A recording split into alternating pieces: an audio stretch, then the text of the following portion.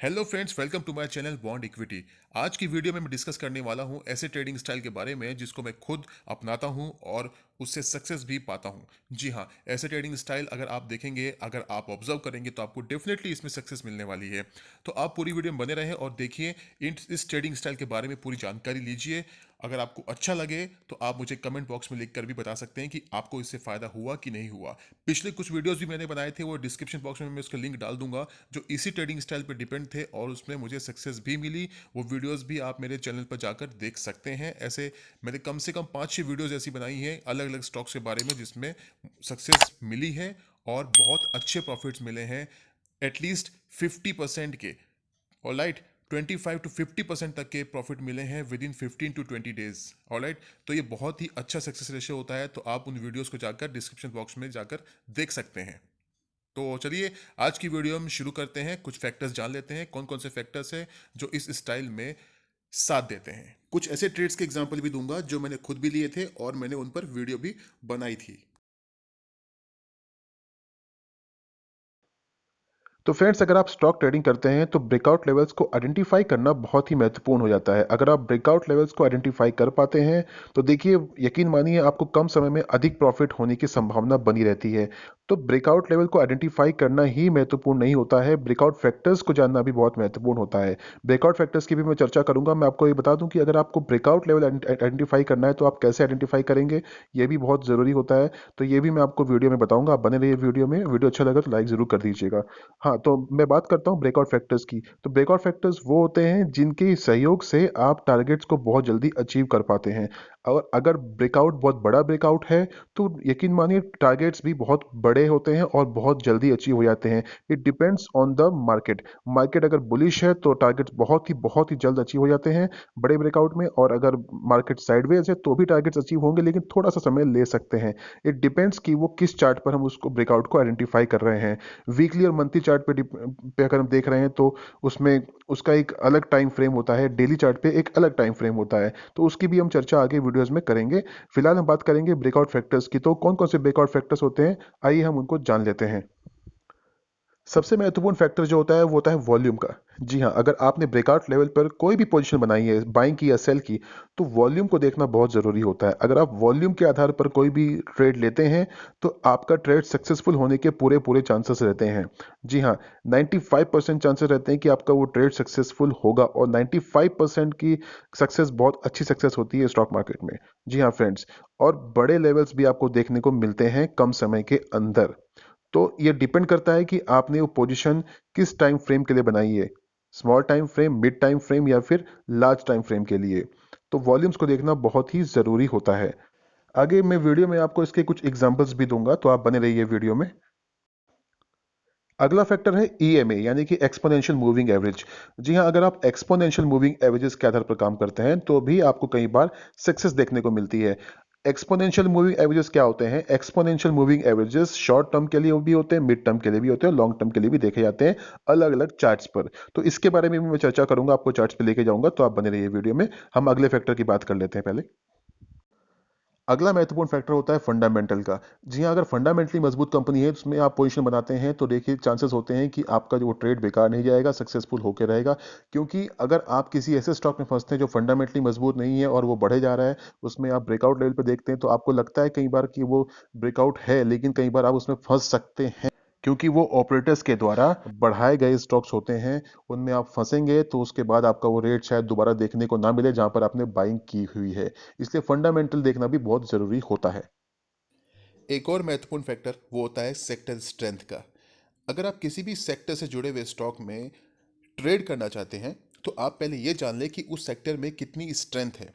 अगर किसी भी सेक्टर में आपको स्ट्रेंथ नज़र आती है और उनके कारण आपको समझ में आते हैं, तो आप उनसे जुड़े हुए जितने भी स्टॉक्स हैं, उस सेक्टर से जुड़े हुए जितने भी स्टॉक्स हैं जो अच्छे अच्छे फंडामेंटली स्ट्रॉन्ग स्टॉक्स हैं, तो उनको आप देखें, उनके चार्ट्स को ओपन करें और उनमें अकॉर्डिंगली आप पोजीशन बनाएं ब्रेकआउट्स के आधार पर। उसके एग्जांपल मैं आपको अभी आगे वीडियो में देने वाला हूं। देखिए, यहाँ पर मैंने मिंडा इंडस्ट्रीज का चार्ट ओपन किया है, वीकली चार्ट ओपन किया है मैंने। यहाँ पर क्लोजिंग हुई है 566 पर अभी रिसेंटली। और यहाँ पर जो मैंने ब्रेकआउट फाइंड आउट किया था, इन लेवल्स के ऊपर किया था, जिसने हाई बनाया था यहाँ पर 456 का इसका हाई था यहाँ पर 9 जुलाई 2018 की जो कैंडल है इस पे, इसको उसने क्रॉस किया तो यहाँ पर ब्रेकआउट आया और यानी कि करीब 2.5 साल बाद का ब्रेकआउट आया। तो आप देख सकते हैं 2.5 साल बाद का ब्रेकआउट। तो यहाँ पर जो तेज़ी हुई इसके लेवल्स आप कैसे फाइंड आउट करेंगे कि जो ब्रेकआउट आया है तो ऊपर कितना जाएगा, क्योंकि ऊपर एक ब्लू स्काई जोन में आ गया था, यहाँ पर ऊपर कोई रेजिस्टेंस नहीं थी। तो यहाँ पर आपको अगर टारगेट निकालना है तो कैसे निकालेंगे, ये मैंने फिबोनाची के माध्यम से निकाला था टारगेट। उसके लिए आप वीडियो जाकर देख सकते हैं। और वो टारगेट मैंने दिए थे 600 के अराउंड, क्योंकि फिबोनाची में एग्जैक्टली आप एक टारगेट नहीं निकाल सकते हैं, एक लमसम टारगेट आप निकाल सकते हैं, ठीक है। तो 600 के जो टारगेट था वो मैंने निकाला था, और इसने रिसेंटली जो भी हाई बनाया यहाँ पर देख सकते हैं, ये हाई इसने बनाया था 612 रुपए का। ये आप देख सकते हैं 612 का 8 फरवरी 2021 की कैंडल में 612 का हाई बनाया था। और इसने जो ब्रेकआउट दिया था इस कैंडल पे आप देख सकते हैं, ये जो कैंडल है मैं आपको जूम करके दिखा देता हूँ। ये कैंडल है 18 जनवरी 2021।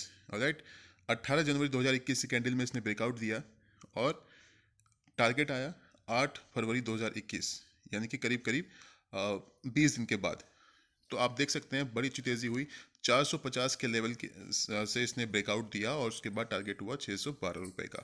यानी कि आप 600 का मैंने टारगेट दिया था, तो आप समझ सकते हैं कि 150 रुपये की तेज़ी, यानी कि करीब करीब 33%, वो भी सिर्फ 20 दिन के अंदर। 20 दिन के अंदर 33% का टारगेट अचीव हो गया। तो ये तो मैं जैसे जैसे मैंने आपको बताया कुछ फैक्टर्स होते हैं ब्रेकआउट के, तो ये फैक्टर्स में सबसे महत्वपूर्ण फैक्टर क्या था, वॉल्यूम का। तो वॉल्यूम भी अगर आप देखेंगे तो यहाँ पर आप वॉल्यूम भी देख सकते हैं। इस एरिया में आप देखें अच्छे खासे वॉल्यूम्स हुए, ये बड़ी बड़ी कैंडल्स बनी हुई वीकली चार्ट पर आप देख सकते हैं। तो वॉल्यूम्स ने भी काफ़ी पार्टिसिपेशन किया इसमें, तो इसलिए ब्रेकआउट सक्सेसफुल रहा और टारगेट भी अचीव हुए। वीडियो में डिस्क्रिप्शन बॉक्स में डाल दूंगा, उसका लिंक आप जाके क्लिक करके आप चेक कर सकते हैं। ऑलराइट, तो ये तो था वॉल्यूम्स के आधार पर। तो ऐसे ही अगर आप चाहते हैं तो ईएमए के आधार पर भी आप फाइंड आउट कर सकते हैं। तो जैसे कि आप देख सकते हैं 1 डे चार्ट मैंने ओपन किया है और यहाँ पर मैंने EMAs लगाए हैं। 9 days EMA, 13 days EMA, 50 days EMA और 200 डेज EMA। तो जैसे कि आप देखेंगे 9 डेज का EMA जो है वो 13 डेज के EMA के ऊपर अभी चल रहा है, यानी कि अभी स्ट्रेंथ है। ऑलराइट, इसमें स्टॉक में भी स्ट्रेंथ है। अगर ये 13 डेज का EMA जब 9 डेज के EMA को क्रॉस करेगा नीचे की तरफ, तो उसमें थोड़ी और बिकवाली आ सकती है। ऑलराइट, ये शॉर्ट टर्म के लिए होता है। और अगर बात करें थोड़ा सा मिड टर्म के लिए, तो 50 डेज का EMA अगर 200 डेज के EMA को क्रॉस करता है, यानी कि ऊपर निकलता है 200 डेज के EMA के, तो उसमें तेज़ी आने की संभावना होती है। और अगर 200 डेज का EMA 50 डेज के EMA को नीचे की तरफ ब्रेक करता है, तो उसमें सेलिंग आने की संभावना होती है। ऑलराइट, कमजोरी की संभावना रहती है। तो जैसे कि इसमें आप देख सकते हैं अभी 50 डेज का EMA 200 डेज के EMA के ऊपर चल रहा है, तो इसमें स्ट्रेंथ है। और 9 डेज का EMA 13 डेज के EMA के ऊपर है, इसमें अभी भी स्ट्रेंथ बनी हुई है। तो ये तो जस्ट एग्जाम्पल थे। ऑलराइट, कभी भी अगर आपको किसी चार्ट में ऐसा दिखाई पड़ता है जब क्रॉस करने लगे, क्लोजिंग लेवल पे जब क्रॉस करता है 50 डेज का EMA 200 डेज के EMA क्रॉस करता है खासकर, तब उसमें एक तेज़ी आने की संभावना रहती है। तो आप इस पर ज़रूर ध्यान दें, जब भी चार्ट्स को ओपन करें तो इन EMAs को ज़रूर नोटिस करें, इसमें आपकी बढ़िया एक ट्रेडिंग अपॉर्चुनिटी आपको मिल सकती है। ऑलराइट, तो ये तो था EMA का एग्जांपल। वॉल्यूम का मैंने आपको बता दिया, EMA बता दिया। बाकी फंडामेंटल्स आपको ज़रूर मालूम होनी चाहिए। आप किस पर्टिकुलर स्टॉक में ट्रेड कर रहे हैं उसके फंडामेंटल्स आपको मालूम होनी चाहिए। उसकी वजह भी मैंने आपको बताया कि क्यों मालूम होना चाहिए। किसी भी आप स्टॉक में ऐसे ही ट्रेड ना करें, ऑलराइट, बिना जाने पूछे।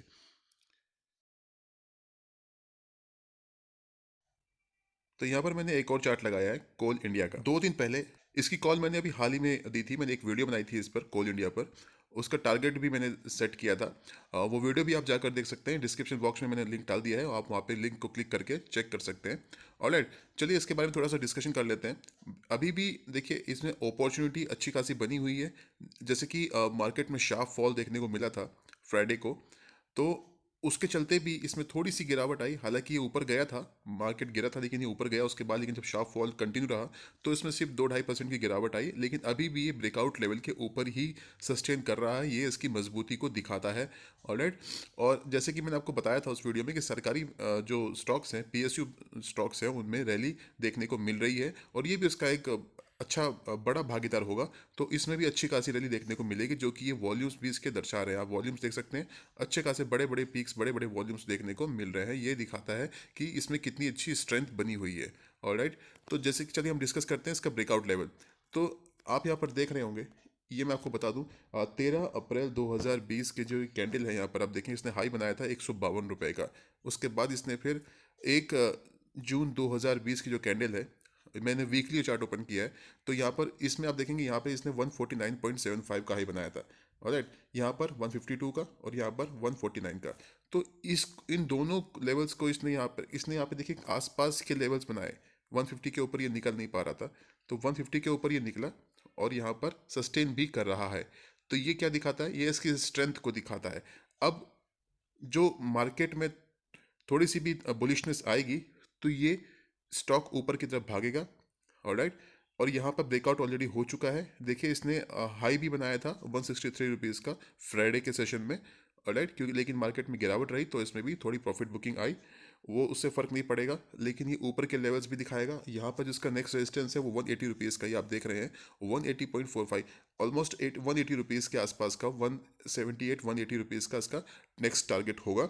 और उसके ऊपर का टारगेट जो मैंने ये निकाला है इसका, यहाँ पर ये देख रहे हैं, यहाँ पर एक रेजिस्टेंस है 208 से 210 रुपये के बीच में। तो नेक्स्ट टारगेट इसका 208 से 210 रुपये के बीच का होगा। ऑलराइट, जो मुझे लगता है कि इजीली अचीवेबल होगा। 180 का टारगेट इजीली अचीवेबल होगा। अगर 180 के ऊपर ये निकलता है तो मुझे ऐसा लगता है कि 200 के ऊपर के लेवल्स आसानी से दिखाएगा। ऑलराइट, तो देखिए इसमें फिर वही बात आती है ब्रेकआउट लेवल को आइडेंटिफाई करना। तो ब्रेकआउट लेवल यहाँ पे आइडेंटिफाई हुआ। यहाँ पे देखिए इसने 2 बार टॉप बनाया। ऑलराइट, 150 के आसपास का। फिर उसके बाद इसमें सेलिंग आई, नीचे रहा। उसके बाद फिर यहाँ पर ये कैंडल आप देखेंगे 11 जनवरी 2021 की, यहाँ पर इसने 148.80 का हाई बनाया। उसके बाद फिर गिरावट आई। लेकिन अब 3 बार ये टॉप बनाने के बाद ये उस इनके ऊपर निकल चुका है और इसके ऊपर सस्टेन भी कर रहा है।